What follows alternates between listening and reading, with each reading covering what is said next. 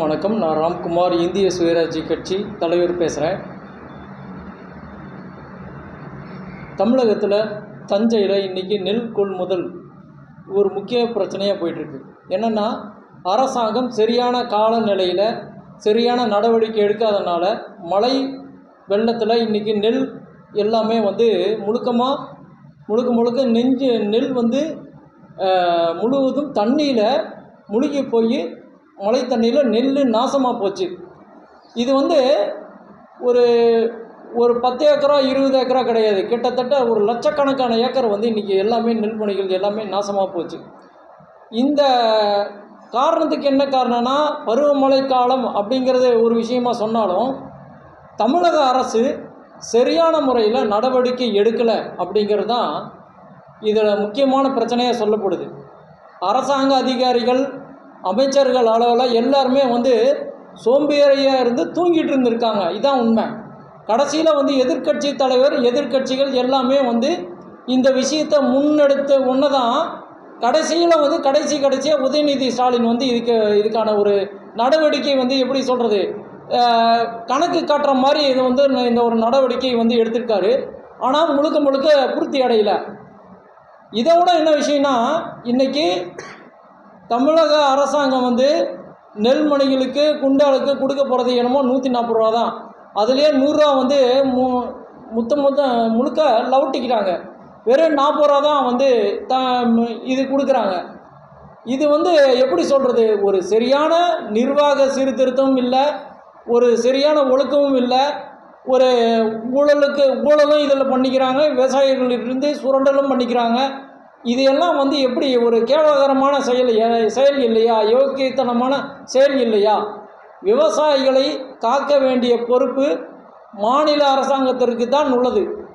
இதை கடைசியில் மு.க. ஸ்டாலின் கிட்ட போய் காமிக்கும்போது மு.க. ஸ்டாலின் மிக அதிக அளவில் வருந்துகிறார். அதை நம்ம எப்படி எடுத்துக்கிறது அப்படிங்கிறது தெரில. ஏன்னா மு.க. ஸ்டாலின் அவர்களுக்கு இந்த விஷயங்கள் கவனத்திலே போய் சேர மாட்டேங்குது. ஏன் சேரலை அப்படிங்கிறது ஒரு கொஸ்டின் மார்க் வருது. ஏன்னா முதலமைச்சர் அவர்கள் இந்த விஷயத்தில் உன்னிப்பாக முன்னெச்சரிக்கை நடவடிக்கையாக கவனமாக நடவடிக்கை எடுத்திருக்க வேண்டும். விவசாயிகளை இந்த மாதிரி பிரச்சனையிலிருந்து சிக்காமல் பாதுகாக்க வேண்டும் அப்படிங்கிறத நான் சொல்கிறேன். ஏன்னா அதுக்கப்புறம் நடந்து போன விஷயத்தை வச்சு வருந்தவர்களையோ, எப்படி சொல்கிறது, மிக மனவேதனை அடையிறலையோ இல்லை அழுகிறதுலையும் எந்த ஒரு பிரயோஜனமும் கிடையாதுங்க. சிம்பிளாக கிடையாது, கண்டிப்பாக கிடையாது.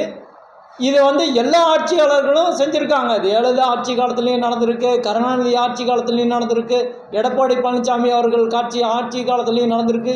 இது எல்லா ஆட்சி காலத்துலேயும் எல்லா மாவட்ட எல்லா ஆட்சியாளர்கள் காலத்துலேயும் இது நடந்திருக்கு. எனவே இந்த மாதிரி இன்னொரு விஷயங்கள் இந்த மாதிரி நடக்காமல் ஆட்சியர்கள் முன்மாதிரியான நடவடிக்கை எடுக்க வேண்டும் அப்படிங்கிறத நான் வலியுறுத்தல் செய்கிறேன். ரெண்டாவது விஷயமா, இன்றைக்கி எஸ்ஐஆர் அதாவது நடவடிக்கை எடுத்திருக்குது. அதாவது சிறப்பு வாக்காளர் பட்டியல் சீர்திருத்தம் அப்படிங்கிற ஒரு விஷயத்தில் இன்றைக்கி தேர்தல் ஆணையம் நடவடிக்கை எடுக்கிறதுக்கு இன்றைக்கி 2 நாளைக்கு முன்னாடி அனைத்து கட்சி கூட்டம் தமிழ்நாட்டில் உள்ள தலைமைச் செயலகத்தில் நடந்தது. என்னை பொறுத்த வரைக்கும் சிம்பிளாக நான் ஒன்று தான் சொல்ல முடியும். தேர்தல் ஆணையம் இந்த சிறப்பு வாக்காளர் பட்டியல் சீர்திருத்தம் அப்படிங்கிறது முழுக்க பொய் பித்தலாட்டத்தின் அடிப்படை அம்சமாக இருக்குது. எப்படி சொல்கிறேன்னா, தமிழ்நாட்டில் இந்திய அளவில் 98% மக்களுக்கு இதை பற்றிய விழிப்புணர்வு கண்டிப்பாக கிடையாது. ரெண்டாவது விஷயம் என்னென்னா, இறந்தவர்கள் எண்ணிக்கை தேர்தல் ஆணையம் கணக்கில் கொள்றதே இல்லை, தேடுறதும் இல்லை. அதாவது என்னென்னா, ஆக்சிடெண்ட்டில் இறந்து போகிறாங்க, நோயில் இறந்து போகிறாங்க, வன்முறை சம்பவங்களில் இறந்து போகிறாங்க. இந்த இறந்து போனவங்களையெல்லாம் எப்படி தேர்தல் ஆணையம் எப்படி கண்டுபிடிக்கும்? முதல்ல அதை கண்டுபிடிச்சாதான் அந்த வாக்காளர் அந்த விஷயத்தையே டீஆக்டிவேட் பண்ண முடியும். முதல் விஷயம். ரெண்டாவது, 18 வயசுக்கு மேலே இருக்கிறவங்களுக்கு வாக்காளர் அப்படிங்கிறத எந்த விதத்தில் நீங்கள் கொடுப்பீங்க, எந்த காலகட்டத்தில் கொடுப்பீங்க, இது எப்படி இந்த பட்டியல் சீர்திருத்தத்தில் வரும் அப்படிங்கிறதே இது வந்து தேர்தல் ஆணையம் இதையும் சொல்லலை. சும்மாவே வந்து முழுக்க வீட்டுக்காக போய் பட்டியல் சீர்திருத்தம் பண்ணுறோம் அப்படிங்கிறது எந்த விதத்துலையும் ஏற்றுக்கொள்ள முடியாததாக இருக்குது. மூணாவது விஷயம் என்னென்னா, டாக்டர் அம்பேத்கர் அவர்கள் 18 வயதுக்கு மேலே உள்ளவர்கள் எல்லாருமே ஓட்டு போடலாம் அப்படிங்கிற ஒரு விஷயத்தை கொண்டு வந்தார். இதை வந்து தேர்தல் ஆணையம் முழுக்க அவருடைய விஷயத்தையே கணக்கில் கொள்காமல் சீர்திருத்தம் அப்படின்ற பேரில் பாஜகவுக்கு ஆதரவாக செயல்பட்டு வடிகட்டல் அப்படிங்கிற ஒரு விஷயத்தை மட்டும்தான் அயோக்கியத்தனம் பண்ணுறாங்க. என்னால் இது உறுதியாக அடித்து சொல்ல முடியும். பொதுவாக பாஜக, அமலாக்கத்துறை, வருமான வரித்துறை, தேர்தல் ஆணையம் இதை எல்லாத்தையும் வச்சுக்கிட்டு சட்டத்தின் மூலமாக தனக்கு வேண்டிய எல்லா ஆதரவான விஷயத்தையும் பாஜக முழு அளவில் செஞ்சுருக்குது. இதை யாரும் எதிர்த்து போராட முடியாத ஒரு சூழ்நிலையில் இருக்குது. இந்தியாவிலேயே தமிழ்நாட்டு மக்கள் தான் பாஜக எந்த திட்டம் உண்டாந்தாலும் எதிர்த்து போராடுறாங்க, கடுமையாக கண்டன குரல் எடுக்கிறாங்க, எல்லாத்துக்கும் எதிர்ப்பு தெரிவிக்கிறாங்க.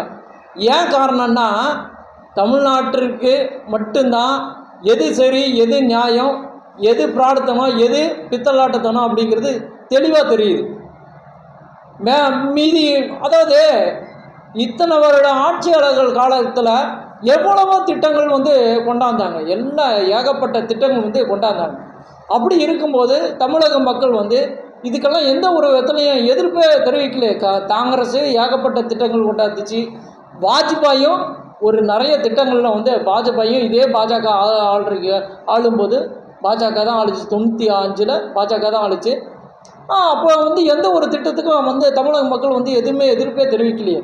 இப்படி இருக்கும்போது இந்த சிஏஏ, இந்த நீட்டு, இது எல்லாத்துக்கும் ஏன் எதிர்ப்பு தெரிவிக்கிறாங்கன்னா இதுலாம் பிரச்சனைகள் இருக்குது. பிரச்சனைகள் இருந்ததுனால தான் தமிழக மக்கள் வந்து இன்றைக்கி பயங்கரமாக எதிர்ப்பு தெரிவிக்கிறாங்க. ஒன்று. ரெண்டாவது விஷயம் என்னென்னா, பாஜக அடிப்படையில் ஒரு சார்பு நிலையில் மட்டும்தான் செயல்படுகின்றது. என்னென்னா, அவங்களுடைய ஒரு பிரிவினர் மட்டும்தான் அந்த ஒரு பயனை அடையணும் அப்படிங்கிற ஒரு உள்நோக்கத்தில் பாஜக எல்லாவோடைய திட்டங்களும் செயல்படுது. அதாவது நீட்டு கொண்டாந்தாங்க, கூடவே ஆகாஷ் கோச்சிங் சென்டர் கொண்டாட்டாங்க. இந்த மாதிரி ஏகப்பட்ட தில்லுமுள்ளு பித்தலாட்டம் வந்து எல்லாமே நடக்குது. அதானிக்கு ₹1 ஒரு ஏக்கர் வந்து எப்படி 99 வருஷத்துக்கு லீஸ் கொடுக்குறாங்க. இந்த மாதிரி திட்டங்கள், பொய் பித்தலாட்ட திட்டங்கள்லாம் பாஜக அடிப்படையில் ஊறிப்போன விஷயமா ஒரு கார்ப்பரேட் அரசாங்கமாக பாஜக வந்து இன்றைக்கி செயல்படுது. அதனால தான் தமிழக மக்கள் இதை முழு அளவில் பாஜகவை எதிர்க்கிறாங்க. மற்றபடி இந்திய அளவில் முன்னாடி இருந்த ஆட்சியாளர்கள் எல்லாருமே தேசிய அளவில் உயர்ந்த எண்ணம், ஒற்றுமையான மேம்பாடோடைய சிந்தனை, இது எல்லாமே இருந்தது. எல்லா மக்களும் எல்லாரும் பயன்படணும் அப்படிங்கிற ஒரு விஷயத்தில் இருந்தது. ஆனால் பாஜக இது எதையுமே செயல்படுத்தாமல் இன்றைக்கி முழுக்க ஒரு ஜாதி, ஒரு பிராமண பிரிவினர் அவங்க மட்டுமே அனுபவிக்கிற மாதிரி விஷயத்தை இன்றைக்கி பாஜக முன்னெடுத்து செயல்பட்டு கொண்டிருக்கிறது. எனவே எஸ்ஐஆர் அப்படிங்கிற விஷயம் என்னென்னா, பாஜக முதல்ல இந்தியாவில் 62 கட்சிகளை வந்து இன்றைக்கி தேர்தல் ஆணையத்தின் மூலமாக தமிழகத்தில் ஒழிச்சு கட்டிடுச்சு. இந்திய அளவில், தேசிய அளவில் 480 கட்சிகள் கிட்டத்தட்ட எல்லாத்தையும் ஒழிச்சு கட்டிடுச்சு. இப்போ அடுத்தது இதுக்கு அடுத்ததான் என்னென்னா, பீகாரில் 60 லட்சம் வாக்காளர்கள் வந்து சீர்திருத்தம் அப்படிங்கிற பேரத்தில் வடிகட்டு சொன்னாங்க இல்லையா. அதே மாதிரி தமிழ்நாட்டில் இன்றைக்கி வந்து தேர்தல் ஆணையத்தை ஆரம்பித்து இதே மாதிரி பண்ணிகிட்டு இருக்காங்க. என்னென்னா, தனக்கு வேண்டியதை மட்டுமே பாஜக எப்படியாவது எந்த வழியாவது எப்படி சொல்கிறது, குறுக்கு வழியில் தந்திரத்தின் மூலமாக தமிழகத்தை உள்ளே நுழைய பார்க்கின்றது அப்படிங்கிறது தான் இந்த எஸ்ஐஆரோட அடிப்படை எண்ணம்னு நான் நினைக்கிறேன். இன்றைக்கி கேரளாவில் இதே பிரச்சனை ஆரம்பிச்சிருக்கு. கேரளா பினராயி விஜயன் அவர்கள் இதே மாதிரி ஒரு மிகப்பெரிய அறிக்கை கொடுத்துருக்காங்க. இதுதான் வந்து பாஜகவோடைய எண்ணம் வந்து எல்லா விதத்துலையும் இருக்குது. இன்றைக்கி நான் ஒரு முக்கியமான விஷயத்தை பார்த்தேன். பாஜகவோட அடிப்படை எண்ணம் வந்து ஜாதியின் அடிப்படையானது. பிராமணர்கள் மட்டுமே வாழணும் அப்படிங்கிற ஒரு ஜாதியின் அடிப்படையில் தான் பாஜக முன்னோக்கி செல்கின்றது அப்படிங்கிறத என்னால் சொல்ல முடியும். அதனால தான் சொல்கிறேன், எஸ்ஐஆருக்கு தமிழக மக்கள் அனைவரும் ஒற்றுமையாக இருந்து எதிர்ப்பை பதிவு செய்து அதற்கு சரியான நடவடிக்கை எடுக்க வேண்டும். இது எல்லா தரப்பு மக்களும் எந்த ஒரு வேற்றையும் பாராமல் ஒன்றாக இணைந்தால் மட்டுமே இந்த எஸ்ஐஆர் அப்படிங்கிற பிரச்சனையை சரி செய்ய முடியும். ஏன்னா இன்றைக்கி தமிழ்நாட்டில் கட்டாயமாக 30 லட்சம் வாக்காளர்கள் கட்டாயமாக சீர்திருத்தம் அப்படிங்கிற பேரில் நீக்கிறதுக்கு மிக முக்கியமான வாய்ப்பு வந்து இந்த எஸ்ஐஆர் தான். எனவே எஸ்ஐஆரை எல்லா விதத்துலையும் நான் எதிர்க்கிறேன்.